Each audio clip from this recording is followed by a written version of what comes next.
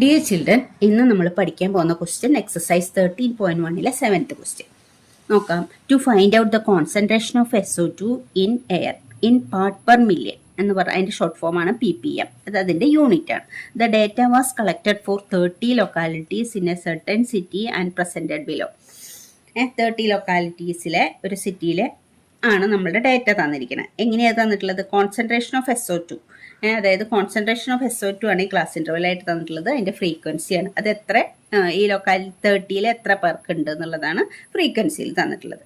0.002, 0.044, അടുത്ത ക്ലാസ്സിൽ 9, അടുത്ത ക്ലാസ് 9, പിന്നെ 2, പിന്നെ 4, പിന്നെ 2.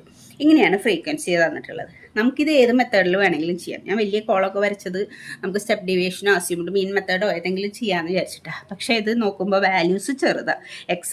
എക്സ്ഐയും FIയും കൂടെ മൾട്ടിപ്ലൈ ചെയ്യാൻ ഈസിയാണ്. അപ്പോൾ വാല്യൂസ് ചെറുതായതുകൊണ്ട് നമുക്കിത് നമ്മുടെ സാധാരണ നോർമൽ മെത്തേഡിലും ചെയ്യാം.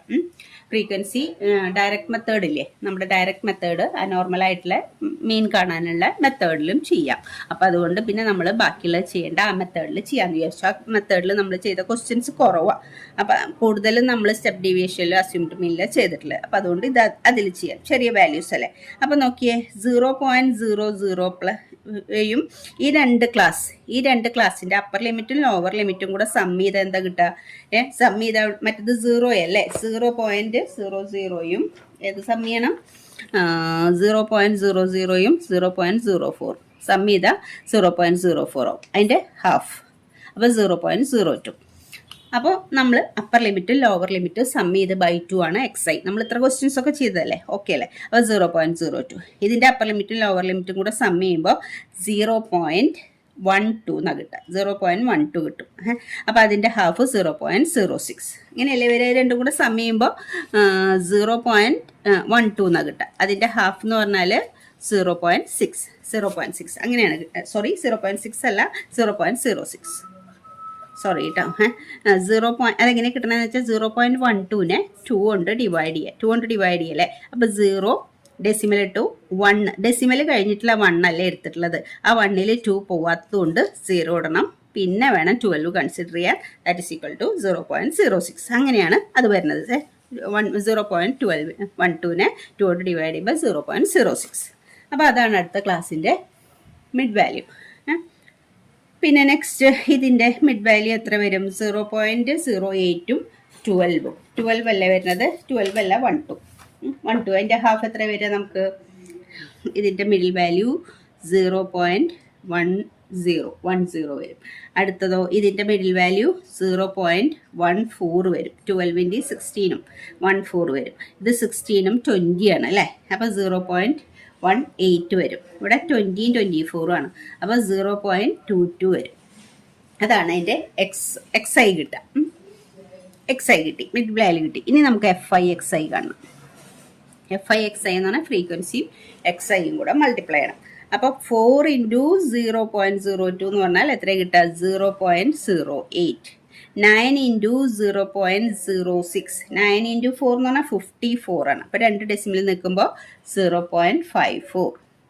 ഇത് മൾട്ടിപ്ലൈ ചെയ്യുമ്പോൾ 0.90. 2നെ 14 കൊണ്ട് മൾട്ടിപ്ലൈ ചെയ്യുമ്പോൾ 28 അല്ലേ. അപ്പോൾ 0.28. പിന്നെ 4ഉം 18ഉം കൂടി മൾട്ടിപ്ലൈ ചെയ്യുമ്പോൾ 72 അല്ലേ. 0.72.